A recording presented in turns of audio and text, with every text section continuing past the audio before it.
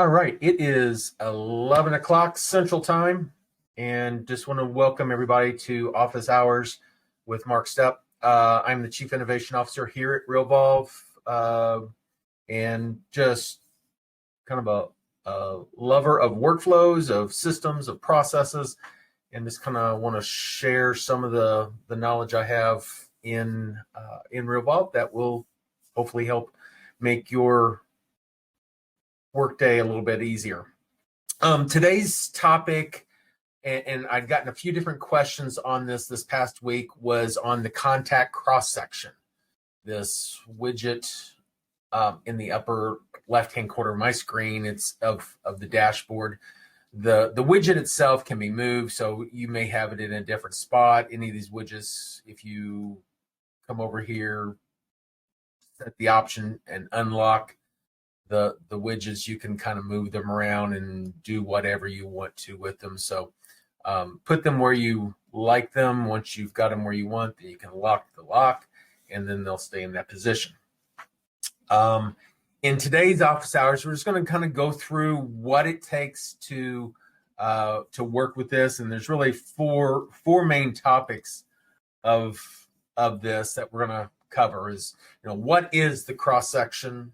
Why do we need it? Who shows up in the cross section, and how do we actually use it? And we'll go through some demos. So the first thing is, what is the contact cross section? And the main purpose of this cross section of the widget itself is to make sure contacts don't fall through the cracks. It is kind of a catch-all to make sure that whenever contacts are in your database, that you don't lose them because of missing processes or whatever. So for the most part, anytime that you've got contacts in your database, either new leads, you're nurturing them, you're dealing with the operations process for listings, for closings, or past client nurture, typically you have people on workflows. And that's kind of what Realvolve's all about, is, the workflows. But in the event that maybe the workflow stops, it gets to the point where it's done with its process, and in that workflow, maybe you didn't start another workflow of some sort. There are times when that happens, and whenever that happens, you might find that a person is kind of in your database, but isn't really getting any attention. So what we want to do is make sure that in that event, in that occasion, that you don't have them on a workflow, that they do get brought to your attention.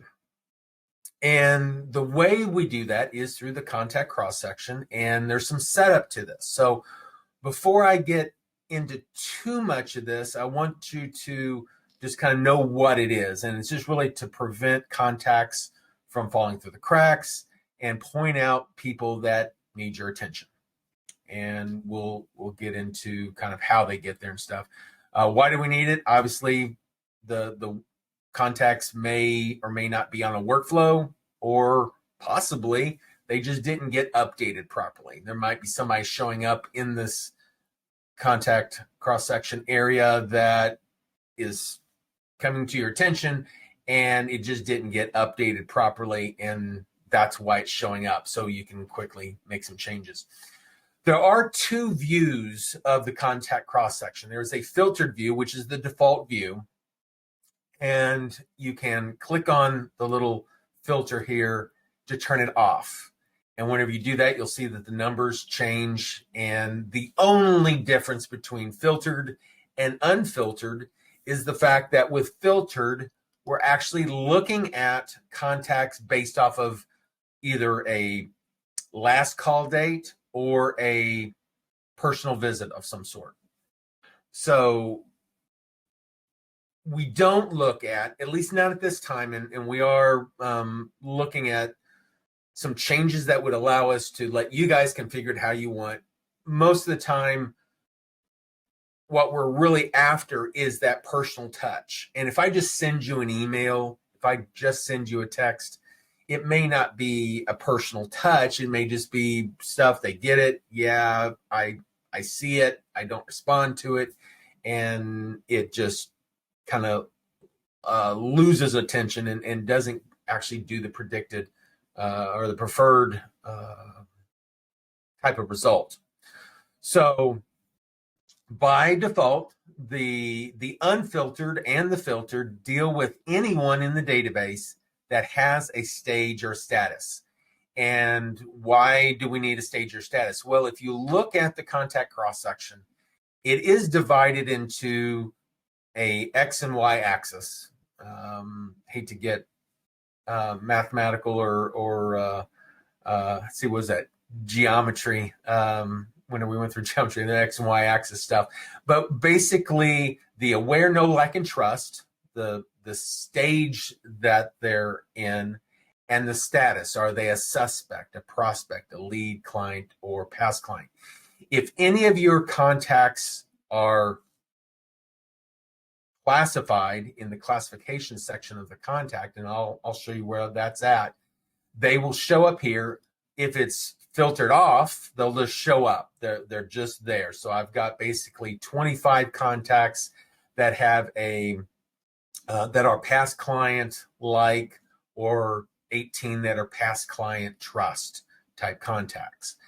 And the filtered option, if I turn filter on, it then says, okay, based off of those numbers, how many of those people have I not contacted in a fail-safe setting number of days? Meaning there are a certain number of days that I want to make sure I always contact my past clients or my clients or my leads.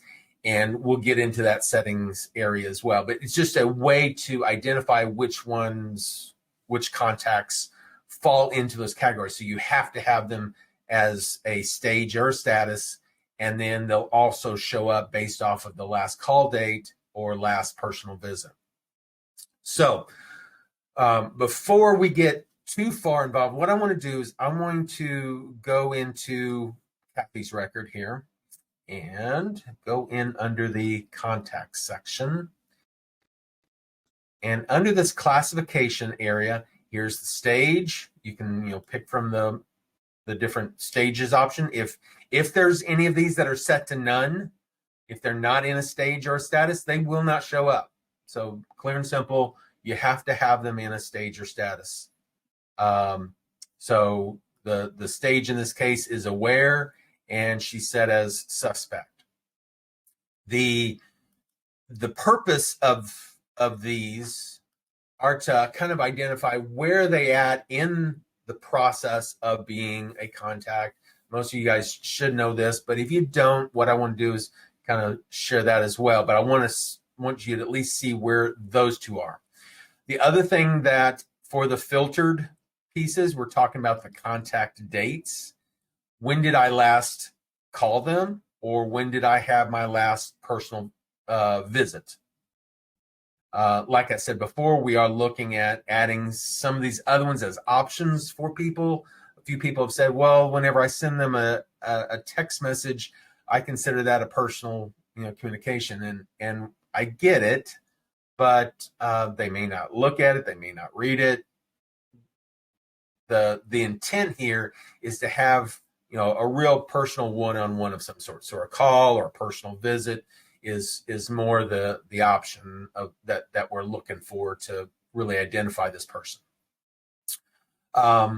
So if I go back to my dashboard, if I see that there is somebody in this area, say in this case we've got past client trust, there's 8 people that are in that stage and status that are also beyond the fail-safe date number of days that I've allocated. So if I go in here and I look, I see that there are several people in here that have several days since the last call date or the last personal visit. It will tell you which date it's basing it off of, whether it's the last called or whether it's the last personal visit.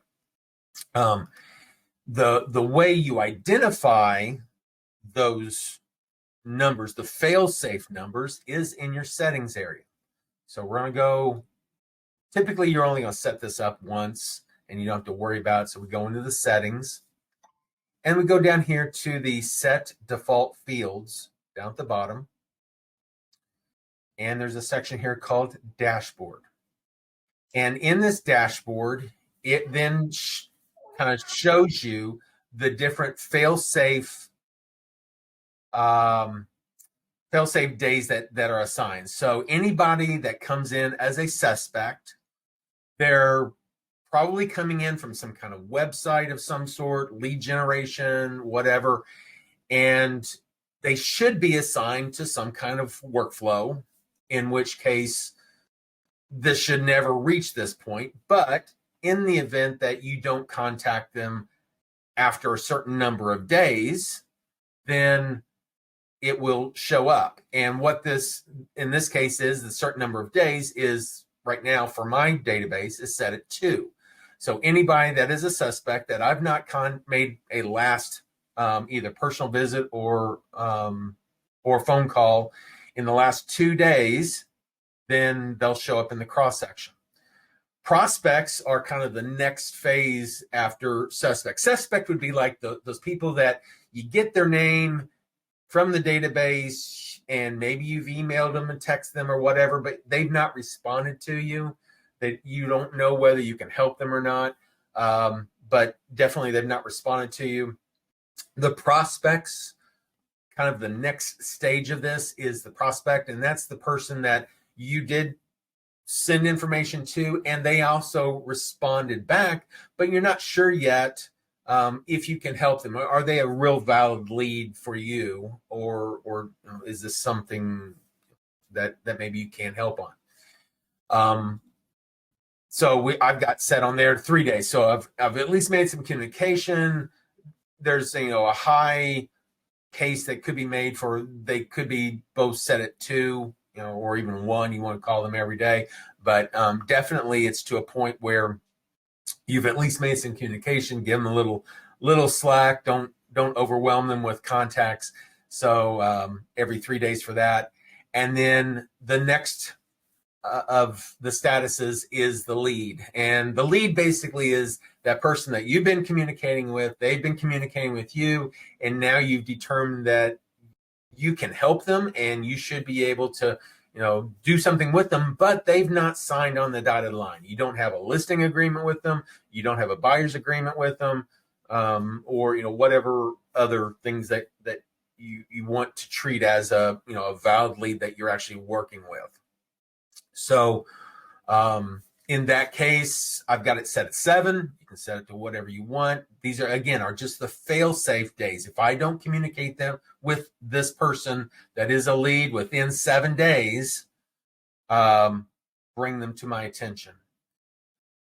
Once they become a client, they've signed a listing agreement or buyer's agreement of some sort, and you want to make sure that they're communicated with. Again, these people should be on a workflow. At this point, this should not even be an issue. But if for some reason they fall through the cracks, you don't communicate with them, whatever, this is when it'll bring it up to your attention. Then we get a little bit more picky after the client. So once they're through the process and they've closed on a house of some sort, you typically treat them as a past client, right? But as a past client, there's different importance of people in your past clients. And if they're a past client and they're labeled in the category underneath their photo is either an A, B, C, or D, then we want to maybe change those dates from the default of 120 just for past client to maybe for my A group, my important people, those people that I, maybe they're my top 150 or my top 50 people in my database, they're my A's. I want to communicate with them every 30 days. Whatever that number is for you, you put it in there. The B's, same way, C's, and then the D's, if they're a D, I put them out at 180. Otherwise, if they don't have an ABCD and they are past client, then it's just 120 days. It's kind of the fallback option in the event that there's not an A, B, C, or D. But all the ABCDs are still dealing with past client. Hoping that makes sense. If something doesn't make sense there, let me know. But again, these are just the fail-safe days. So now that I have these days assigned, whenever I go back to my dashboard, it may make more sense now that I'm looking for contacts in my database that are past client, client, lead, prospect, suspect, and are either aware, know, like, and trust. And if I turn my filter off, that's everybody that's there. If I turn my filter on, it now uses that setup section for the number of days, the fail-safe days, to say, okay, there are 3 people that fall outside that fail-safe date range, that number of days. So if I click on that, it's going to show me who they are and what date it's based off of. It will show you the last call or last personal. If you've called them, maybe you called them, 3 months ago, but you had a personal visit 1 week ago, that 1 week is the newest date and it will take precedence in that case. So it would say, if this was set up, say 7 days after personal visit. So that way you would know that it was fine. But because of the date ranges that I've got, or the number of days for failsafe, they wouldn't even show up at all in this list because they're taken care of in my failsafe range. So what we can do is, once they're in this list, now I can use this list to identify, who do I want to call? Who do I want to visit? Who are the important people that for whatever reason aren't on a workflow and they should be, and what do I need to do with them? So these are the people that, in my view, in doing this for 31 years now, really make a difference to your business and why you should be dealing with them. So coming to this list, you'll see that some are different colors. The higher the color, the more important they are, because either the number of contacts that are in that list or the relationship scoring of that number or those numbers are telling a story. And so what we do is we try to colorize them from the highest. Red is like the hottest. You need to get on these. Yellow, blue, and then the turquoise or greenish color version. So if I go into my highest number red option, these are people that for whatever reason I need to be dealing with, and it will tell us. So what you can do at this point now is you can click on the name in the list. So I just click on this and it brings up a little contact card, basically, with some quick actions that you can do. Now, from here, I can, for Mary Smith, I can just go in here and quickly add a date, or excuse me, a note, and, key in some kind of note about whatever I need to do with her, whatever that makes sense. Put a note on there. If I want to send an email, if they have an email address, it will let me send an email. If they have a SMS number, I could text them from here. If I have them and I've got the dialer set up, I can click on this and actually dial the phone and do the process of calling them. Or maybe with Mary, I do know, oh man, I contacted her last week. I made a call. I just didn't update my database. You can set it up for, whatever date. You can change other date ranges in here as well. Maybe you called them on the 18th, whatever. So you put that in there, and any other dates that you want to do, you can certainly do. And then whenever you back out of this, you'll see that Mary goes away. She's been taken care of. She's no longer on the list because her fail-safe days now fall within a safe range. So this really gives you your call list or your contact list, your personal note list. Who are those people that I really, really want to communicate with? If I'm doing something, say with Rob here, and maybe I want to do something other than what's on this, I do also have the option of just clicking on Rob's name.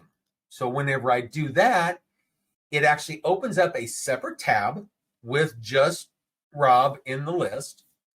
And then from here, I can do whatever I need to do, make additional edits, add more information, add notes, make phone calls, do whatever, change tags, lots of possibilities of things that you want to do to maintain that contact and make sure it's up to date. Whenever you do that, then by opening it up as a separate tab and you close that, it just takes you right back to where you were. And if you made any changes to his record, he would be gone. I didn't make any changes, so he's still on there. So just know that anytime you make those changes, it'll knock it off the list, and you don't have to worry about it anymore until the fail-safe falls again. But the other purpose here would be go into the contact record, and for whatever reason, definitely check. Do they have any activities going on? Are there anything in the activities list, any kind of workflows that are set up?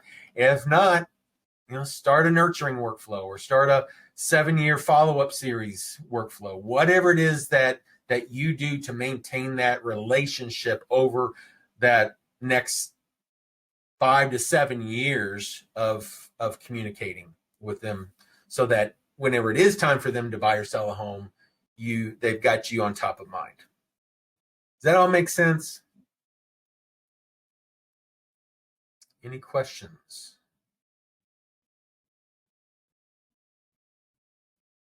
No questions. Awesome. Okay. So one of the things that I do kind of on occasion is, let's go back to the dashboard. Go back here. So by using the filtered on, it really kind of limits who I'm doing stuff with.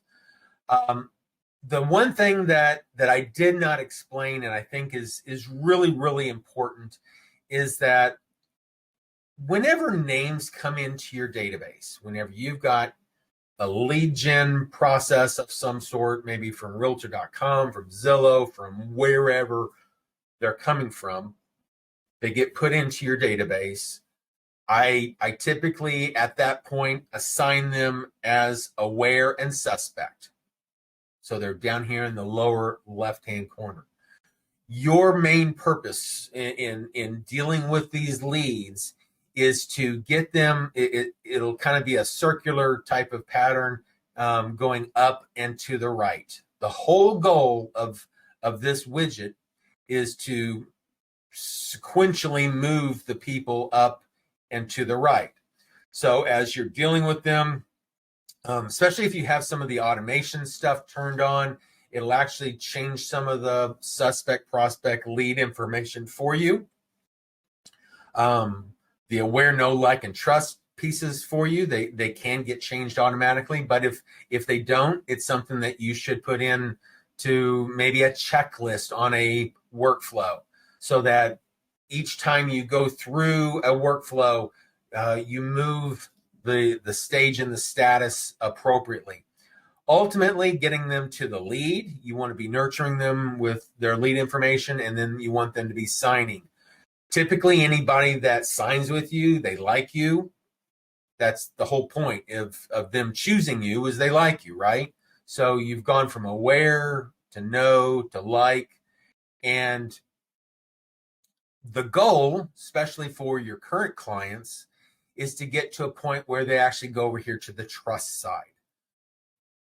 Moving to the trust side is a matter of saying, well, did they do multiple transactions with us? They may have done one, they like us, but do they really trust us? Have they done more than one transaction with us? Or Have they referred people to us? If they've referred people to us, they trust us. They trust us because we handled their listing properly, or we handled their closing properly, and they liked how everything went, hopefully, and that trust, and then they're referring people to us. The clients and past clients that refer you typically should be in that trust stage. So as you're looking at this, and ultimately, if you're doing this right, your grid on the filtered side will eventually just turn all green. You don't have anything. Now, so let's say, for instance, I click here, and here I have Joe Buyer. And with Joe Buyer, it's been a few days since I've called. Let's just say, yeah, been a long time. I recommunicate with Joe, and I come back, and now no one's in the list. And if I come back here, you'll see that that square turns back green. The whole idea is to make sure that everything in here is that turquoise green color. Then at that point, if you're twiddling your thumbs during the day, like I know everybody does, obviously not. You guys are busy. You don't want to have to do any more than you have to. But if you get to that point where definitely if you're needing to do some lead gen of some sort, you've exhausted your current list of people that you want to communicate with, and you want to start building on some existing leads that you've got, turn that filter off. Look at the people that are in this range. Again, your past client trust, these are the people that you should be communicating with on a monthly basis. Probably if they're in the trust phase, monthly, every other month, something like that. These are people that you should be calling.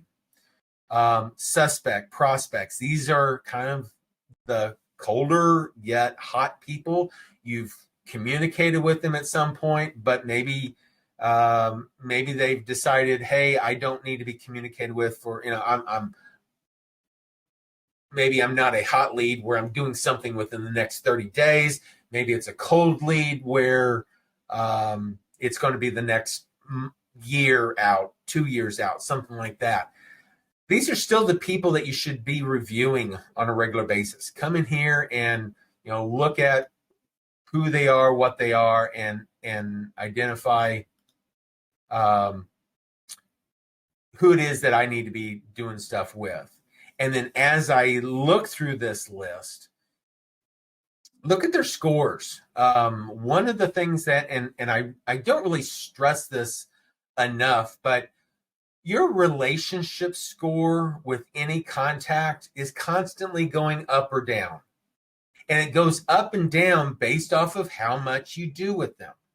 So with June, obviously this is just a trainer database. I've got a lot of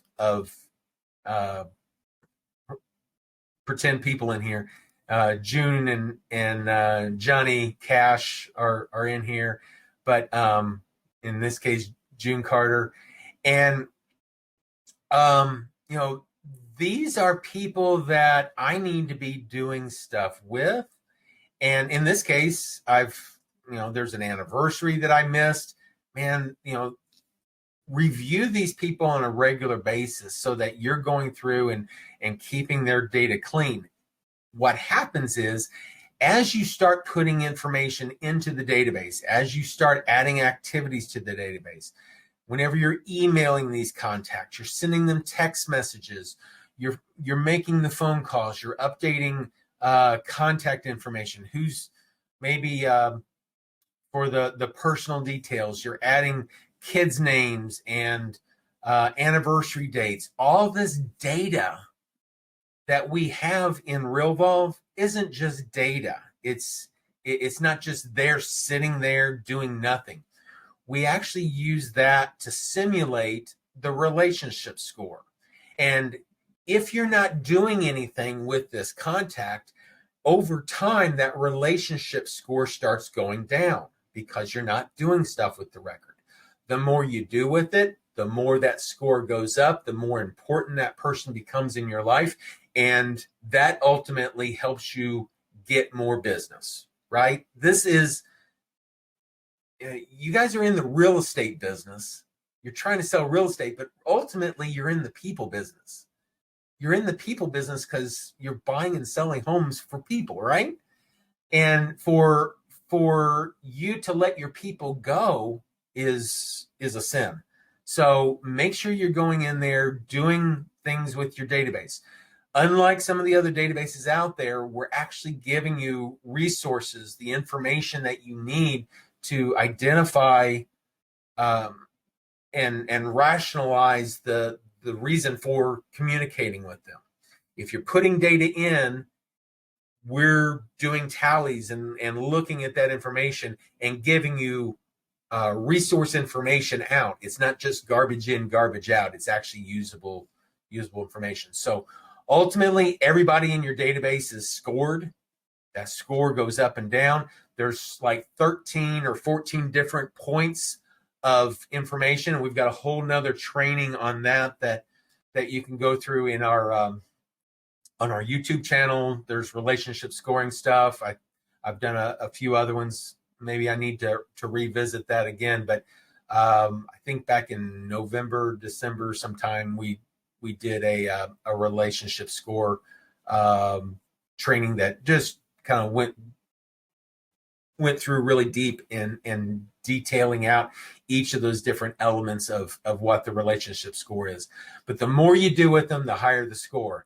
The important part there is whenever you do that scoring mechanism also helps move them up and to the right as well. So you want to help understand that suspects are in a certain score range, prospects are in a certain score range, and the higher you go up, the more you do with them, the higher the score is, the more likely it is that you need to call them because maybe they're set as suspect, but their score is showing them as up there with all the leads. It's just a simple call. Hey, I've been noticing such and such going on, wanting to see if you're back in the market, and things like that just make a big difference in communicating with contacts and in raising that score. The score then helps you identify where they're at as well. So that's important. Whenever we're looking at that relationship score, we do show you how many contacts we're basing that off of. Now, the contacts on the relationship score is only for those people that are either contacts, personal. It basically weeds out the vendors and the agents and the hidden, anybody that's in those. But if you click in there, you can see how many suspects, prospects, leads are in those different ranges and stuff. And it's really important to kind of look through that. And then your R factor, guys. The more you do with Realvolve, the more data you put in, the more important those contacts are. We look at the number of contacts, and then we identify through an algorithmic calculation what is your R factor, your relationship factor. That relationship factor is anywhere from 0 to 10. And that 0 to 10 is an indicator of how well are you maintaining your database. This is my trainer database. It's got a 2, and I'm probably lucky to even have that in there. The more you do with it, the higher it gets. You really want your R factor to be in the 5, 6 range at least. The more you're doing there, the more predicted transactions you'll get. And then, based off of the past transactions that you have, we calculate what your average commission is, and then can tell you, what your predicted revenue could be. But it all depends on how good are you dealing with your database? How much effort are you putting into it? If you're not putting much effort into it, you're not going to get the R factor. You're not going to get the predicted transactions, and your revenue will suffer. But if you do the work, you put in the work to nurture those people. That's what it's all about: nurturing workflows, building those scores up. Once those scores get up, then your predicted transactions go up and your revenue goes up. And what's creepy weird is how many people I've talked to about how close this actually gets. It does take, if you're brand new, it takes some time to get your R factor up. It takes, especially if you just imported a bunch of data from a, some other database. Having data by itself doesn't necessarily do it. It's the interaction with the database that actually helps calculate these. So that's a big piece of that. Any questions on that?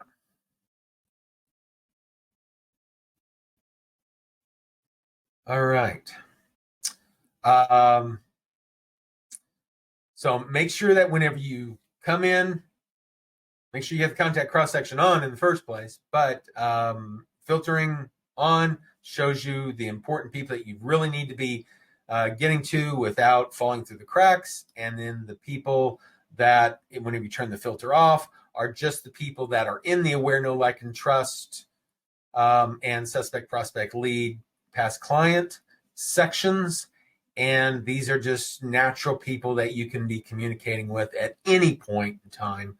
Look through them. Typically, you'll gather names, you'll look at them, you'll do stuff with them, and deal with them on a one-to-one basis. So that's really all I wanted to go over today. I know we've only been going for 40 minutes here.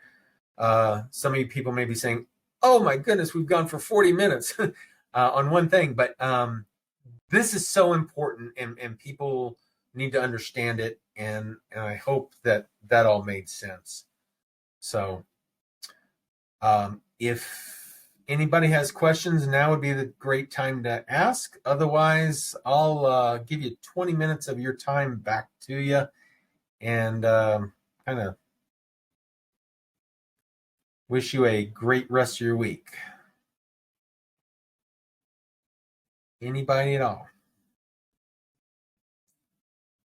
All right. Well, thank you guys for attending. If there's anything else that you guys want to know more about, want to dive deeper into, reach out to me, send me an email, mark@realvolve.com, or post it on the Facebook channel, or send something to support@realvolve.com, and we'll certainly dive deeper into it, give you some more information. I hope this was helpful. And if you would, visit our Facebook page and let others know that you got something from it. Let us know what you got from it, something you didn't know. So appreciate it. Bye, everyone. Talk to you later.